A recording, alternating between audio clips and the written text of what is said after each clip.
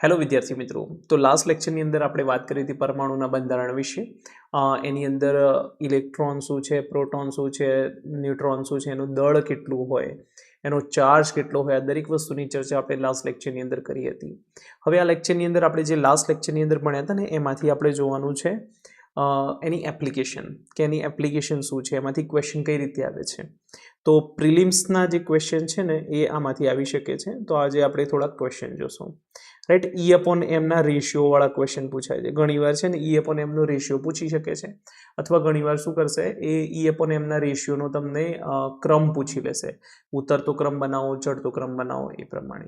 Right, આ શરૂઆત કરતાં પહેલાં હું તમને એક વસ્તુ ઇમ્પોર્ટન્ટ જણાવવા માગું છું કે યાદ રાખવાનું કે mass of proton is equal two 1837 times of mass of electron. મતલબ કે પ્રોટોનનું દળ જે છે એ ઇલેક્ટ્રોનના દળ કરતાં 1837 ગણું વધારે હોય છે. કેટલીક બુકમાં તમને 1836 ગણું પણ આપેલું હોય છે, કેટલીક બુકમાં એવરેજ જે છે ને 1840 ગણું પણ આપેલું છે, પણ એવરેજ આની આસપાસ હોય છે, એટલું યાદ રાખવાનું. ઓકે, એક આ વસ્તુ તમારે ધ્યાન રાખવાની. રાઈટ, હવે માસ ઓફ પ્રોટોન જે છે ને તો આપણે આ પ્રમાણે લખી શકીએ ને કે mass of electron is equal to mass of proton divide by 1837. તો એક આ પણ જે છે ને એ તમારે યાદ રાખી લેવાનું કે ઇલેક્ટ્રોનનું દળ કેટલું, તો પ્રોટોનનું દળ ભાગ્યા 1837 અથવા 1836, જે પણ એમસીક્યુમાં આપ્યું હોય, એક આ વસ્તુ યાદ રાખવાની રહે. ઓકે, હવે હું તમને કેટલાક કણોની વાત કરું તો યાદ રાખવાની એક આલ્ફા કણ. તો આલ્ફા કણ છે શું, તો યાદ રાખવાનું કે હિલિયમ ડાયકેટાયન, મતલબ હિલિયમ ઉપર 2 પોઝિટિવ ચાર્જ લગાવો તો એ થઈ ગયો તમારો આલ્ફા કણ. તો હવે ધ્યાનથી જુઓ, તમે આલ્ફા કણની અંદર તમે જુઓ તો એનો પરમાણુય જે ક્રમાંક હોય છે એ 2 હોય છે, અને એનો પરમાણુ ભાર હોય જે છે 4 હોય છે. તો આના પરથી એવું કહી શકું કે માસ ઓફ હિલિયમ ડાયકેટાયન અથવા માસ of alpha particle, mass of alpha particle is equal two કેટલું છે, તે તમારું છે 4 AMU, મતલબ 4 એટોમિક માસ યુનિટ. તો એક આ વસ્તુ જે છે તમારે ખાસ યાદ રાખવાની. ઓકે, હવે બીટા પાર્ટિકલ શું છે, મતલબ બીટા કણ શું છે, તો બીટા કણ એ nothing but it's electron. Beta કણ શું છે, એ તમારા ઇલેક્ટ્રોન છે. એટલે કે આની જો વાત કરવામાં આવે ચાર્જની, તો ચાર્જ જે છે તમારો -1 હશે, અને જો માસની વાત કરવામાં આવે તો માસની વાત યાદ રાખવાની કે 1 અપોન, કે mass of electron is equal to શું છે, તો mass of proton divide by આ જે છે ને mass of electron is equal to શું છે, તો mass of proton divide by 1837. હવે જે અહીંયા તમારો માસ ઓફ પ્રોટોન જે છે ને એ તમારો 1 AMU ગણી લેવાનું. રાઈટ, તો માસ ઓફ ઇલેક્ટ્રોન શું થાય, તો 1/1837 AMU. તો એક આ વસ્તુ આપણે ખાસ ધ્યાન રાખવાની. ઓકે, હવે આલ્ફા બીટા. હવે ગામા કણ શું છે, તો ગામા કણ જે છે ને એનો ના કોઈ ચાર્જ છે ના એનો કોઈ માસ છે. તો આ જે ગામા કણ છે તમારો ચાર્જ વિહીન છે, એટલે કે વીજભાર વિહીન. તો વીજભાર વિહીન જે છે એ છે તમારું, અને સાથે સાથે તમારો દળ વિહીન પણ છે, મતલબ આનું કોઈ પણ પ્રકારનું દળ પણ નથી, એટલે ચાર્જ પણ 0 અને માસ પણ 0. તો એક આ વસ્તુ આપણે ખાસ કરીને ધ્યાન રાખવાની રહેશે. Okay, fine. હવે આના પરથી આપણે કેટલાક ક્વેશ્ચન કરીએ. તો એક આ વસ્તુ તમે ખાસ ધ્યાન આપી દો કે આલ્ફા કણ શું છે, બીટા કણ શું છે, અને ગામા કણ શું છે. તો એક આ ખાસ મોસ્ટ આઈએમપી ક્વેશ્ચન છે, આમાંથી તમને રેશિયો પૂછી શકે છે. Okay, fine. ચલો હવે આપણે એક કામ કરીએ, ક્વેશ્ચન લખી દઈએ પ્રિલિમ્સ માટેનું. તો સૌથી પહેલા ક્વેશ્ચન જે છે કે electron, proton, neutron and alpha કણ જે છે, આલ્ફા કણ માટે E અપોન એમનો, એમના ગુણોત્તરનો ક્રમ જણાવો. તો આ ક્વેશ્ચન છે, E અપોન એમના રેશિયોના ગુણોત્તરનો ક્રમ જણાવો એવું કે છે. ઓકે, ચલો ધ્યાનથી જોઈએ આપણે. તો પહેલાં આપણે E અપોન એમનો રેશિયો ઇલેક્ટ્રોન માટે નીકાળી દઈએ. તો E અપોન એમનો જે રેશિયો છે ઇલેક્ટ્રોન માટે કેટલો થાય, તો ઇલેક્ટ્રોનનો ચાર્જ કેટલો હોય, -1. તો આપણે અહીંયા 1 લખીશું. ઓકે, અને વાત કરવામાં આવે અને માસ, તો માસ આપણે કેટલું લખીશું, 1/1837 AMU. ઓકે, તો આ જે છે તમારું 1 અપોન આ પ્રમાણે આવી ગયો અને જે ચાર્જ જે છે એ તમારો 1 કુલમ્બ થઈ ગયો, મતલબ -1 ચાર્જ હોય તો આપણે એને 1 કુલમ્બ ગણી લઈએ. ઓકે, તો આ પ્રમાણે જે છે તમારો 1 થઈ ગયો તમારો ચાર્જ, અથવા ચાર્જ કુલમમાં નહીં લખવાની જરૂર, સિમ્પલી તમે 1 જ લખી દો, કારણ કે અહીંયા આપણે ક્રમ જણાવવાનું છે એટલે દરેકની અંદર આપણે યુનિટ સેમ જ રાખીશું. ઓકે, નાવ હવે કામ કરીએ આપણે E/m નો રેશિયો જે છે ને પ્રોટોન માટે લખી દઈએ. તો જો પ્રોટોનનો ચાર્જ પણ 1 જ છે ને, તો 1 divide by mass of proton, તો માસ ઓફ પ્રોટોન પણ કેટલું હોય તમારું 1 mu. તો અહીંયા યુનિટ તમે નહીં લખો તો ચાલશે, કારણ કે આપણે ક્રમ જણાવવાનો છે. ઓકે, ચલો એક કામ કરીએ, E/m નો રેશિયો આપણે ન્યુટ્રોન માટે નીકાળી દઈએ. તો જો ન્યુટ્રોનનો ચાર્જ કેટલો 0 અને એનો માસ વાત કરવામાં આવે તો 1 AMU. તો અહીંયા પણ આપણો યુનિટ સેમ છે. અને હવે વાત કરીએ આપણે E/m રેશિયો ઓફ આલ્ફા કણ. તો આલ્ફા કણ શું છે ફરીથી યાદ કરો. તો આલ્ફા કણ છે તમારું હિલિયમ ડાયકેટાયન. ડાયકેટાયન મતલબ 2 પોઝિટિવ ચાર્જ ને, તો એનો ચાર્જ થઈ ગયો તમારો 2 ડિવાઈડ બાય વેઇટ કેટલું છે 4 AMU. તો 4 AMU, તો આ કેટલો થઈ ગયો તમારો 1/2. શું અહીં સુધી ક્લિયર છે કે નથી ક્લિયર? ફાઇન. ચલો હવે આપણે ધ્યાનથી જોઈએ, યુનિટ બધાના સેમ જ છે.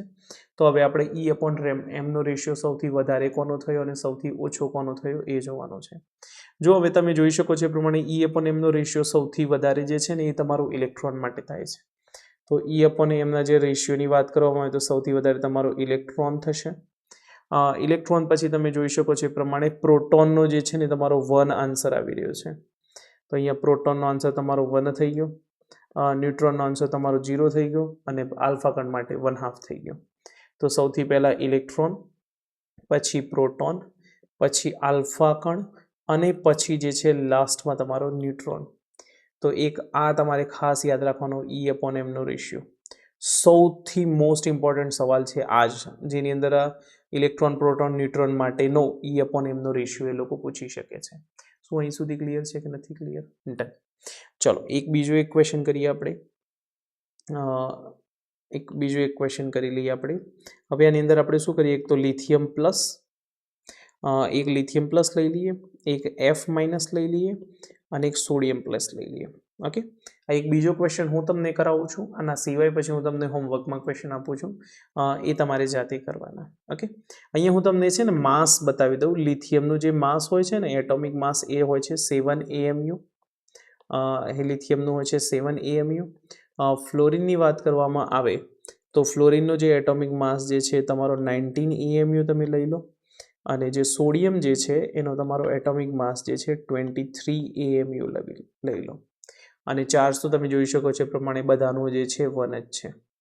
ઓકે, ચલો હું તમને 5 સેકન્ડ આપું છું, વિડીયો પોઝ કરો અને આનો જે E/m નો રેશિયો જે છે એ તમે અહીંયા ગણવાનું ચાલુ કરો. 5 સેકન્ડ આપું છું, વિડીયો પોઝ કરીને જાતે પ્રયત્ન કરો.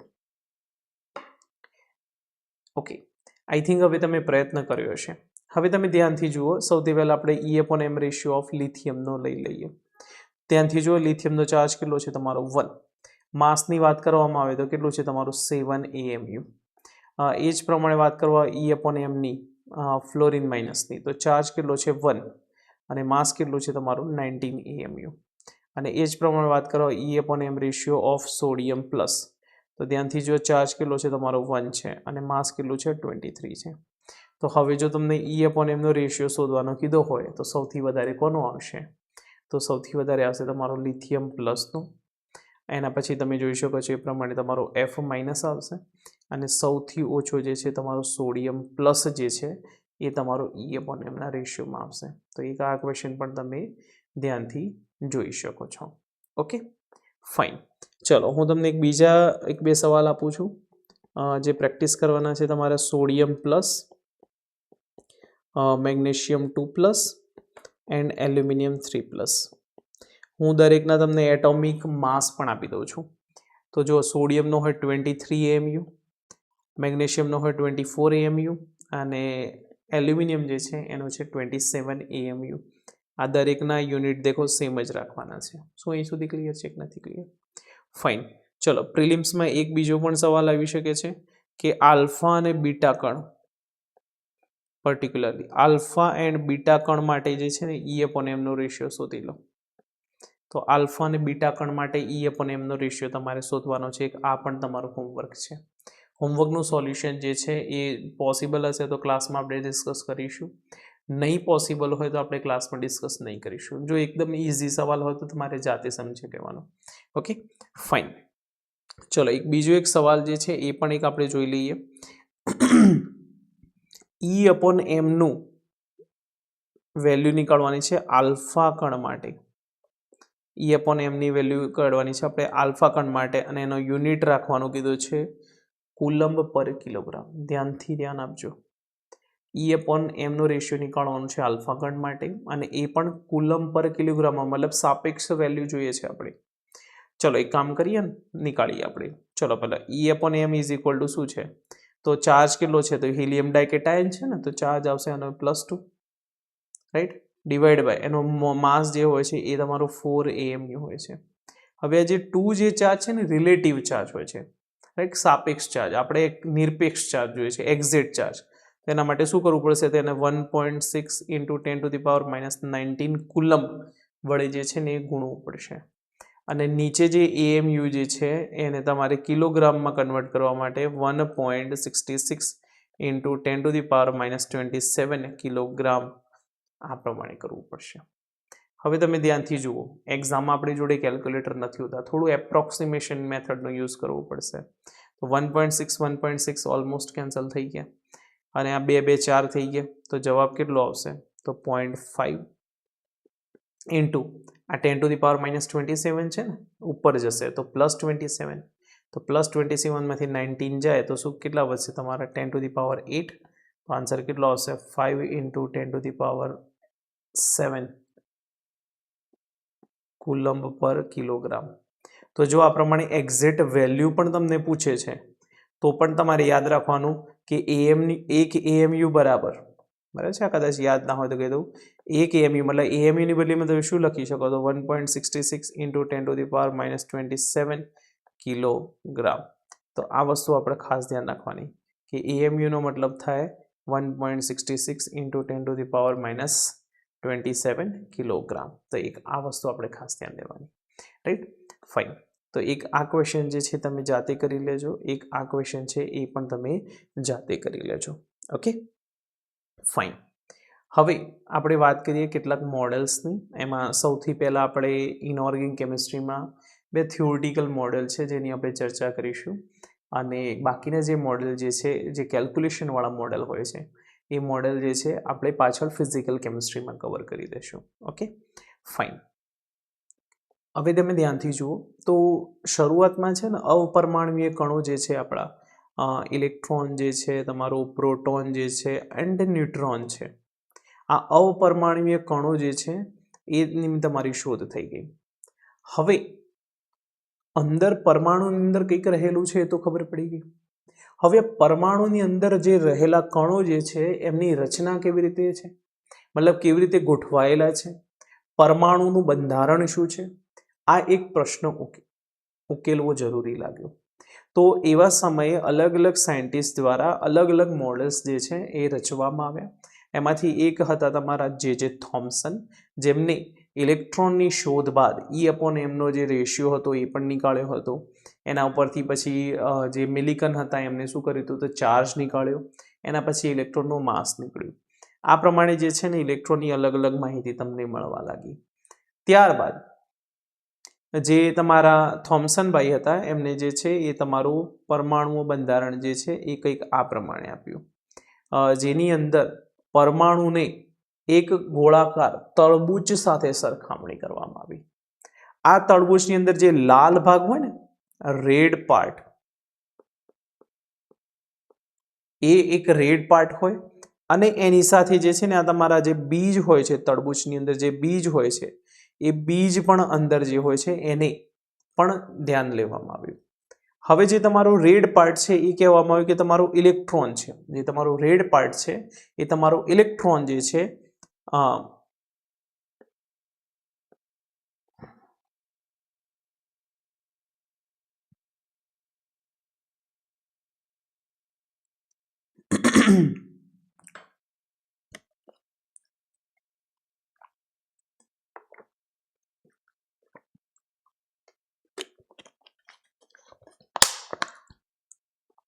તો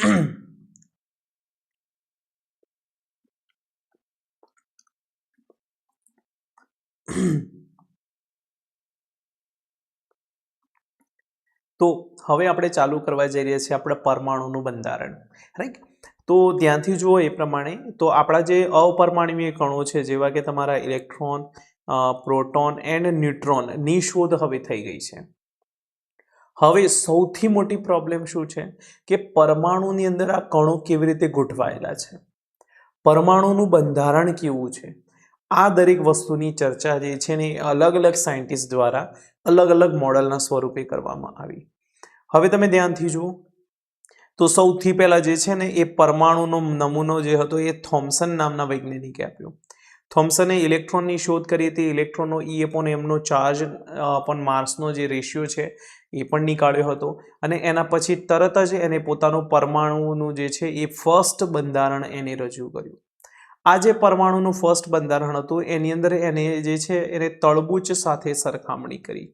આપણને ખબર છે કે તળબૂચ જે હોય તો ઉપરથી જે છે ને એ ગોળાકાર ભાગે હોય અને એની અંદર જે છે તમારો રેડ પાર્ટ એટલે કે લાલ ભાગ આવેલો હોય અને એની સાથે જે છે એની અંદર જે છે તમારે તળબૂચના બીજ જે છે એ તમારા યુનિફોર્મ રીતે એટલે એક રૂપે ગોઠવાયેલા હોય છે. આ જે છે તળબૂચ સાથે સરખામણી કરી. એની અંદર થોમ્સન દ્વારા એવું કહેવામાં આવ્યું કે જે તમારો પોઝિટિવ ચાર્જ જે છે એ તમારા લાલ ભાગ સ્વરૂપે છે. તો પોઝિટિવ ચાર્જ મતલબ શું થઈ ગયો તમારા પ્રોટોન. પોઝિટિવ ચાર્જ જે છે તમારો પ્રોટોન એટલે પ્રોટોન જે છે તળબૂચના લાલ ભાગ સમાન છે અને એની અંદર જે બીજડા છે, જે બીજ જે છે એ બીજ એ છે તમારા ઇલેક્ટ્રોન. તો જે બીજ જે છે એ અંદર જે છે એક એક એક એક એક એક ગોઠવવામાં આવ્યા છે. શું અહીં સુધી ક્લિયર છે કે નથી? હવે આ જે છે એ ફર્સ્ટ તમે કહી શકો કે આ તમારું ફર્સ્ટ પરમાણુનું બંધારણનું મોડેલ હતું, પણ આ મોડેલ જે છે ને પાછળથી ફેલ થઈ ગયું. કેમ કે આ જે મોડેલ છે એના પછી જે છે એ તમારા રુથરફર્ડ નામના જે વૈજ્ઞાનિક હતા, રુથરફર્ડ નામના જે વૈજ્ઞાનિક હતા એમને પોતાનો આલ્ફા પ્રકીર્ણનનો પ્રયોગ જે છે એ રજૂ કર્યો અને આલ્ફા પ્રકીર્ણનનો પ્રયોગને સમજાવવામાં આ જે મોડલ હતું એ કમ્પ્લીટલી ફેલ થઈ ગયું હતું, રાઈટ? પણ હવે વાત કરવામાં આવે કે કેટલીક સારી બાબતો. તો આ જે છે એની અંદર સારી બાબત એક શું હતી કે પરમાણુની ત્રિજ્યાની વાત કરવામાં આવે તો પરમાણુની ત્રિજ્યા એટલે કે એટોમિક રેડિયસ જે છે એને આપી હતી 10⁻⁻10 મીટર એટલે કે 1 એંગસ્ટ્રોમ.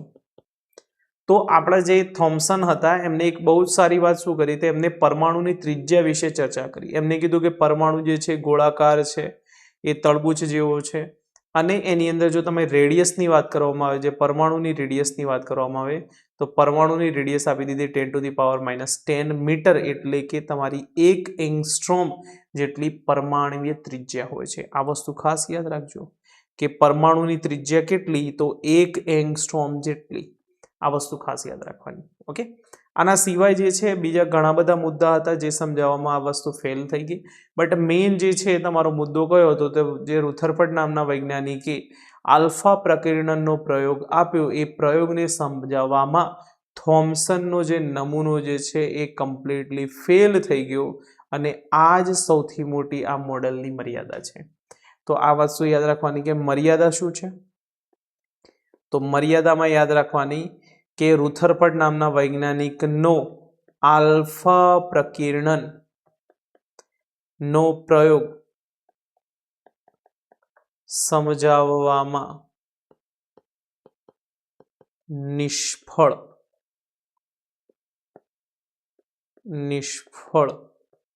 સાબિત થયો.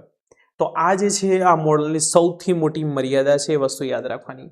આ મોડલને જે છે ને તમારે અલગ અલગ નામે જોવામાં આવે છે, લાઈક રાઝનનું પુડિંગ, બરાબર, તળબૂચ જેવું મોડલ. તો ચલો એક કામ કરીને બુકમાંથી એકવાર જોઈ લઈએ આપણે આની અંદર બુકની અંદર શું આપેલું છે.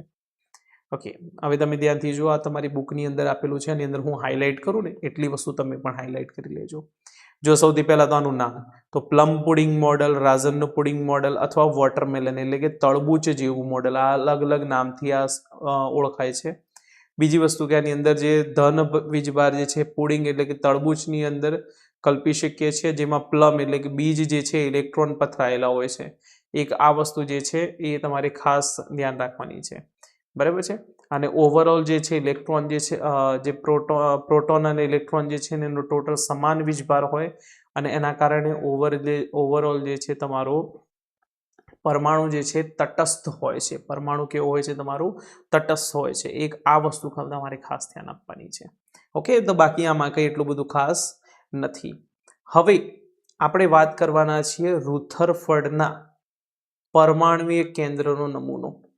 હવે જે રુથરફર્ડનો નમૂનો જે છે એ મેં એક્ઝેક્ટલી કર્યું છું એમ નહીં. હવે તમે ધ્યાનથી જોજો. તો સૌથી પહેલાં આપણે એક કામ કરીએ ને, થોમ્સનના નમૂનાની ચર્ચા કરીએ એ પ્રમાણે કે થોમ્સનના નમૂના પ્રમાણે કે ધન વીજભાર જે છે એ આખા જ પરમાણુની અંદર ગોઠવાયેલો છે. તમારો જે ધન વીજભાર જે છે એ તમારા સમગ્ર પરમાણુની અંદર ગોઠવાયેલો છે. હવે રુથરફર્ડે શું કર્યું? તો તમે ધ્યાનથી જોજો. તો એને એવું માન્યું, અહીંયા તમે સપોઝ માની લો કે હું તમને અહીંયા એક એટમ બનાવું. હવે તમે ધ્યાનથી જોજો કે આ પોઝિટિવ ચાર્જ જે છે ને એ આખા જ પરમાણુની અંદર વિસ્તરાયેલો છે. આપણે એવું માનીને ચાલીએ છીએ કે તમારો જે પોઝિટિવ ચાર્જ છે એ સમગ્ર પરમાણુની અંદર આ પ્રમાણે વિસ્તરાયેલો છે. હવે તમે ધ્યાનથી જુઓ એ પ્રમાણે કે આ જે પ્રોટોન જે છે તમારા પોઝિટિવલી ચાર્જ છે. પ્રોટોન કેવા છે? તમારા પોઝિટિવલી ચાર્જ છે. હવે રુથરફર્ડે શું કર્યું? આલ્ફા કણોનો ઉપયોગ કર્યો. આલ્ફા કણ શું છે?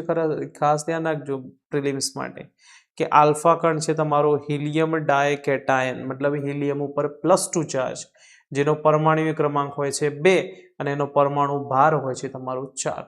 આના વિશે પણ આપણે ચર્ચા કરીશું બેઝિક્સથી. આ જે પોઝિટિવલી ચાર્જ કણ છે એ તમારા પરમાણુ તરફ મારવામાં આવ્યો. હવે જેવો તમારો પરમાણુ પર મારવામાં આવ્યો કે હવે આપણને ખબર છે કે આ પણ પોઝિટિવ ચાર્જ છે, આ પણ પોઝિટિવ ચાર્જ છે, તો આ ફરીથી ધકેલાઈને રિટર્ન આવવું જોઈએ. મતલબ જો અહીંયા પણ પોઝિટિવ ચાર્જ, અહીંયા પણ પોઝિટિવ ચાર્જ ઉપર પોઝિટિવ ચાર્જ મારીએ તો શું થાય? રિપલ્ઝન થાય. અને રિપલ્ઝન થવાના કારણે આ જે આલ્ફા કણોનો મારો ચલાવવામાં આવે તો એ સમગ્ર આલ્ફા કણો એટલે કે બધા જ આલ્ફા કણો પાછા આવવા જોઈએ.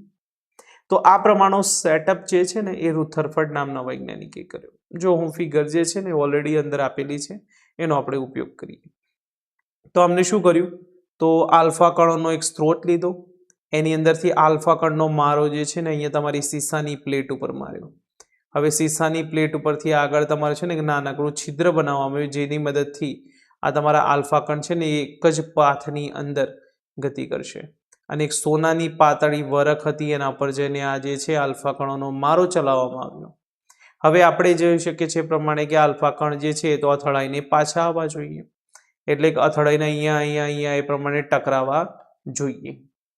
પરંતુ એક વસ્તુ શું થઈ કે મોસ્ટ ઓફ ધ આલ્ફા કણ જે છે ને એ આ પાતળા વરખમાંથી આર પાર જતા રહ્યા અને અહીંયા પાછળની સાઈડે જે છે ને એ બ્રાઇટ સ્પોટ થવા લાગી.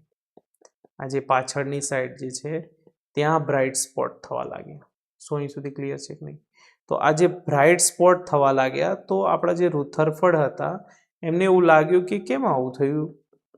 આનું કારણ શું હોઈ શકે? કારણ કે પરમાણુની અંદર તો જે પોઝિટિવ ચાર્જ છે તો સમગ્ર પરમાણુની અંદર વિસ્તરાયેલો છે, અને જો આવું થાય તો આપણો જે આલ્ફા કણ જે છે ટકરાઈને અહીંયા રિટર્ન આવવો જોઈએ તો બટ એની બદલીમાં આ કેમ પાસ થવા લાગ્યું?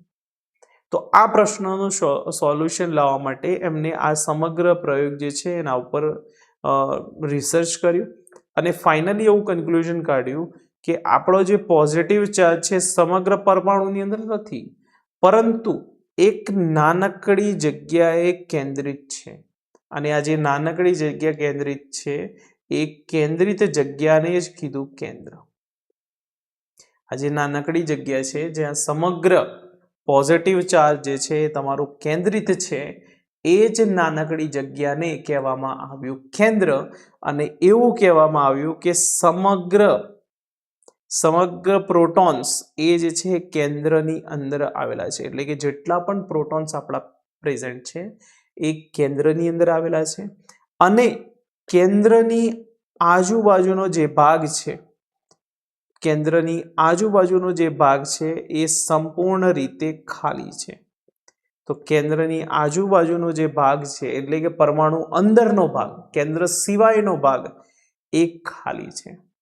અને એવું પણ કીધું કે આ જે કેન્દ્ર જે છે એની અંદર જ એના પરમાણુનો જે ભાર જે છે એ કેન્દ્રિત છે. તો આવા અલગ અલગ કન્ક્લુઝન જે છે એ એમને આપ્યા. હવે મેઇન વસ્તુ આપણે શું યાદ રાખવાની? તો જો પરમાણુની ત્રિજ્યા તો આપણે રુથરફર્ડે આપી ભાઈ, તો એ તો આપણને યાદ છે કે radius of atom is equal to 10⁻⁻10 metre. એક આ વસ્તુ યાદ રાખવાની. હવે આપણો જે છે એ રુથરફર્ડે કેન્દ્રની શોધ કરી, તો આને કેન્દ્રની ત્રિજ્યા આપી. કેન્દ્રની ત્રિજ્યા કેટલી આપી? તો 10⁻15 મીટર જેટલી. હવે કામ કરીએ ને, આપણે બંનેની સરખામણી કરીએ તો RA એટલે કે radius of atom upon RN radius of nucleus is equal to 10⁻10 divide by 10⁻15. આ પણ મીટર છે, આ પણ મીટર છે, મીટર મીટર કેન્સલ થઈ ગયા. તો radius of atom is equal two 10⁵ times of radius of nucleus. એટલે કે પરમાણુની ત્રિજ્યા એ કેન્દ્રની ત્રિજ્યા કરતા 1,00,000 ગણી વધારે છે. કેટલી? 1,00,000. અને આ તો ભાઈ જે છે ને 100% પોસિબિલિટી છે કે ભાઈ પ્રિલિમ્સમાં આવી શકે છે. તો જો આજનું લેક્ચર જે છે એમાંથી પ્રિલિમ્સના ક્વેશ્ચન જે છે વધારે આવવાની સંભાવના છે. બરાબર છે? તો એક આ યાદ રાખવાનું કે પરમાણુની ત્રિજ્યા કેટલી? તો 10⁻10 મીટર જેટલી. કેન્દ્રની ત્રિજ્યા કેટલી? તો 10⁻15 મીટર જેટલી. એક આ વસ્તુ ખાસ ધ્યાન આપવાની. બરાબર છે? તો આ જે છે મેઇન તમારે ખાસ યાદ રાખવાનું રહેશે. Okay, fine. હવે જે તમારા રુથરફર્ડ હતા ને એમનું જે પરમાણુ બંધારણ હતું, રુથરફર્ડનું પરમાણ્વીય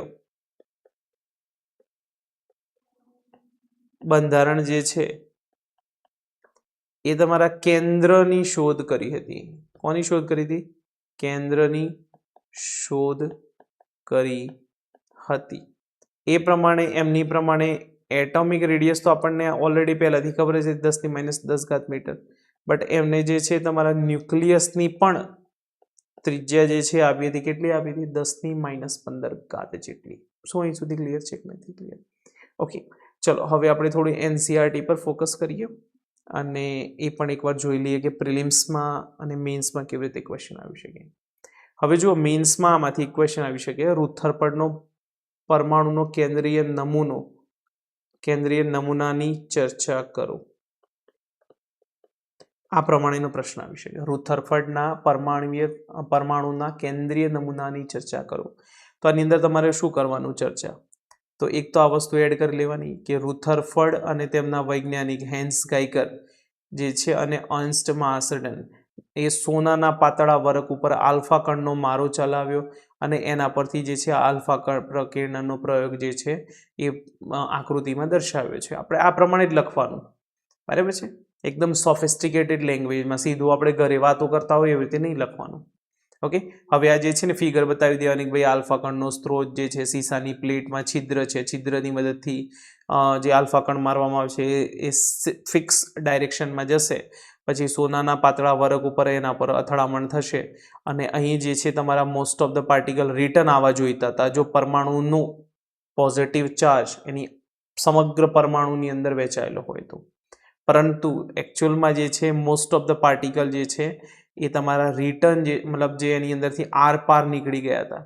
એનો મતલબ શું થાય કે મોટા ભાગના પોઝિટિવ ચાર્જ જે છે એ કોઈક નાનકડી જગ્યાએ કેન્દ્રિત છે અને આ જે નાનકડી જગ્યા છે એને કેન્દ્ર કહેવામાં આવ્યું. એનો મતલબ કે પરમાણુનો જે પોઝિટિવ ચાર્જ છે એ કેન્દ્રની અંદર કેન્દ્રિત થયેલો છે.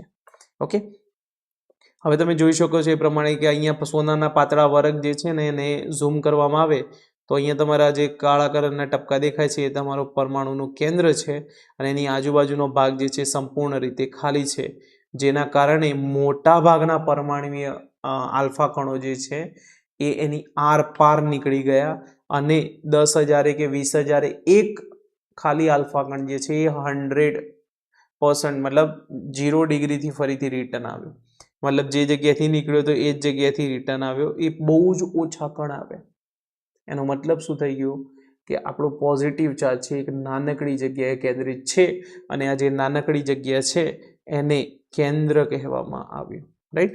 તો આ બધી વસ્તુની આપણે થોડીક ચર્ચા કરી લેવાની અને મેન તમારે આ યાદ રાખવાનું કે પ્રયોગનો સારાંશ શું છે.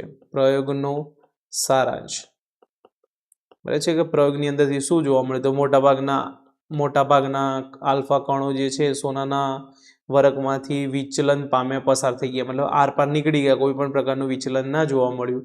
બટ 100 કે 1000 કે 10,000 કે 15,000 એક નાનકડો કણ જે હતો એનું પણ વિચલન જોવા મળતું હતું. બરાબર છે. તો ખૂબ જ ઓછા પ્રમાણમાં આલ્ફા કણો જે છે વિચલન પામતા હતા અને ઘણા જ ઓછા 20,000 એક જેટલા જે છે અથડાઈને લગભગ 180ના કોણે પરત ફર્યા હતા. મતલબ આ પ્રમાણે તો જો અહીંયાથી આ જે છે કણ આવ્યો અને આના પર અથડાઈને ફરીથી એના એ જ રસ્તે જતો રહ્યો, તો 20,000 જેટલા જે છે એમાંથી માત્ર એક જ કણ હતો એ આવો આવ્યો. એના પરથી તો કન્ફર્મ થાય છે ને ભાઈ કે ન્યુક્લિયસ પ્રેઝન્ટ છે, કેન્દ્ર પ્રેઝન્ટ છે. તો એક આ વસ્તુ યાદ રાખવાની. બરાબર છે. હવે આમાંથી એક પ્રશ્ન પૂછાય કે રુથરફર્ડમાં પરમાણુય બંધારણ અંગેના તારણો ઉપર ચર્ચા કરો. ફરીથી હું ક્વેશ્ચન બોલું છું, લખી દેજો કે રુથરફર્ડના પરમાણુના નમૂનાની તારણો અંગે ટૂંકમાં ચર્ચા કરો. આ પ્રમાણેનો પ્રશ્ન પૂછાય. તો તારણોમાં શું યાદ રાખવાનું ભાઈ કે મોટાભાગના આલ્ફા કણો વિચલિત થયા વગર પરમાણુઓથી આરપાર નીકળી ગયા, ઘણા જ ઓછા હતા એ જે વિચલન પામ્યા અને એમાંથી પણ ખાલી 20,000માંથી એક જ એવો હતો કે જે 180ના ખૂણાએ પાછો વળે. એના પરથી મતલબ શું છે કે ધન વીજભાર જે ખૂબ જ નાની જગ્યાએ છે એ સંકેન્દ્રિત હોવો જોઈએ અને આ જે નાની જગ્યા છે એને પાછળથી કેન્દ્ર કહેવામાં આવ્યું.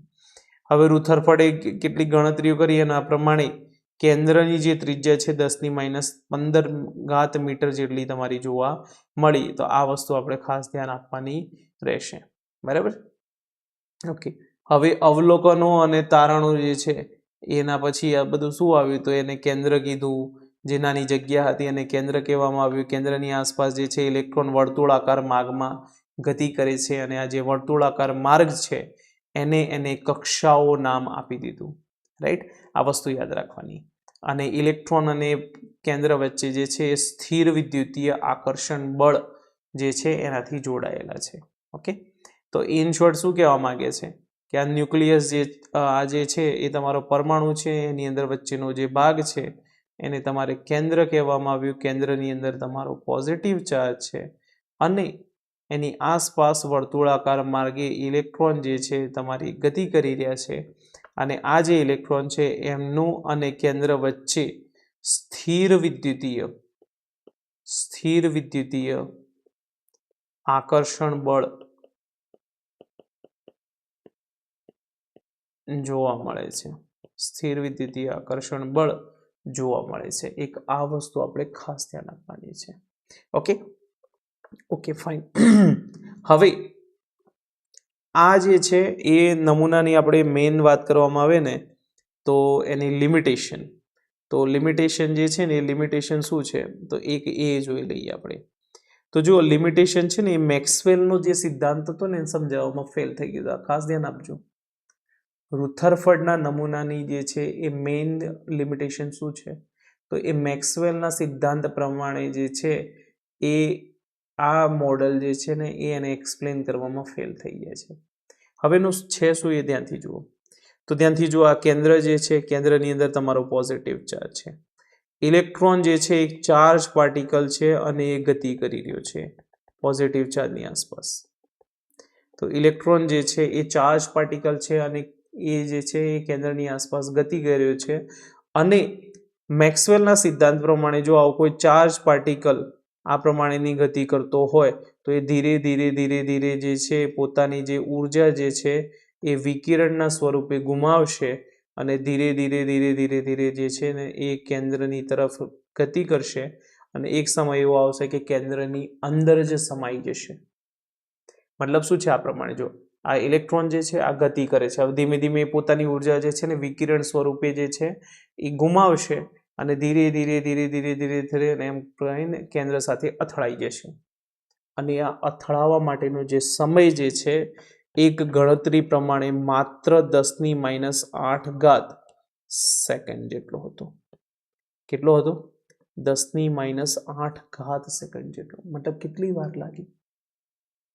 તો રુથરફર્ડના પરમાણુ બંધારણ પ્રમાણે પરમાણુ જે છે એ અસ્થાયી હોવો જોઈએ, કારણ કે મેક્સવેલના સિદ્ધાંત પ્રમાણે ઇલેક્ટ્રોન જે છે ધીમે ધીમે ધીમે ધીમે જઈને કેન્દ્ર ઉપર જઈને ટકરાઈ જશે અને ટકરાવવા માટે માત્ર 10⁻⁸ જેટલો સમય લાગશે, સેકન્ડ સમય લાગશે. એનો મતલબ શું થયો? કે પરમાણુ તો અસ્થાયી હોવો જોઈએ, પરંતુ રિયલમાં તો શું હોય છે? પરમાણુ સ્થાયી હોય છે.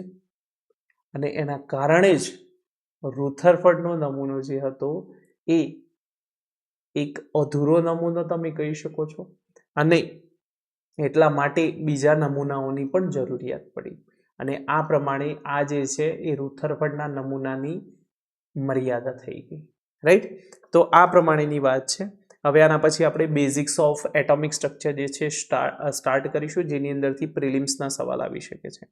ઓકે, તો આની અંદર આપણે મેઇન્સના તમને મેં બે પ્રમાણેની વાત કરી. એક કે રુથરફર્ડના પરમાણુ કેન્દ્રની ચર્ચા કરો. એક આ પ્રશ્ન આવી શકે છે મેઇન્સમાં, જે આજે ચોપડામાં લખી દેવાનો છે પોતાની ભાષામાં. આપણે એનસીઆરટીમાંથી કોપી પેસ્ટ કરવાની કોઈ જ જરૂર નથી.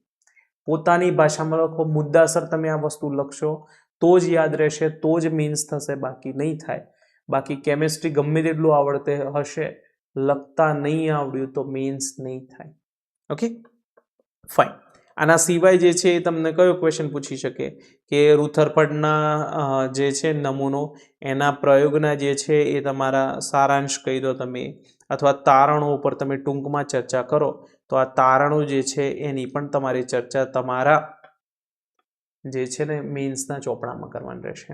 અને આ જે મર્યાદા છે એ મર્યાદા તમારે એવી લખી દેવાની કે ઇલેક્ટ્રોન જે છે એ એક વીજભારિત કણ છે, અને જો એ પરમાણુની આસપાસ ગતિ કરે તો એ ગતિ જે છે એ દરમિયાન એ પોતાની ઉર્જા ધીરે ધીરે વિકિરણ સ્વરૂપે દૂર કરે છે અને એક સમયે એ કેન્દ્રની સાથે આવીને કેન્દ્રમાં સમાઈ જાય છે.